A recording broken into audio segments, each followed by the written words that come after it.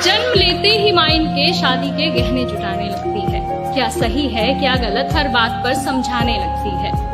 देखो तुम लड़की हो, अपना ध्यान रखना, जमाने को बदलना मुमकिन नहीं, इसलिए कपड़ों का खास ख्याल रखना। सुनो, किसी की बातों में मत आना, और कुछ भी गलत लगे तो सबसे पहले आकर मुझे बताना। जमाने के साथ चलना इन्हें बेशक सिखाया जाता है, पर साथ ही एक दायरा भी समझाया जाता है। खुद की ही जन्मी दुनिया में ये खुद ही महफूज नहीं होती, और जितना सोचते हैं हम, लड़कियों की जिंदगी उतनी आसान नहीं होती। बचपन से ही कभी रूप कभी रंग तो कभी व्यवहार को लेकर टोकी जाती है। तुम अकेले कैसे करोगी, कहाँ रहोगी, कहना जाने कितने अवसरों से रोकी जाती है।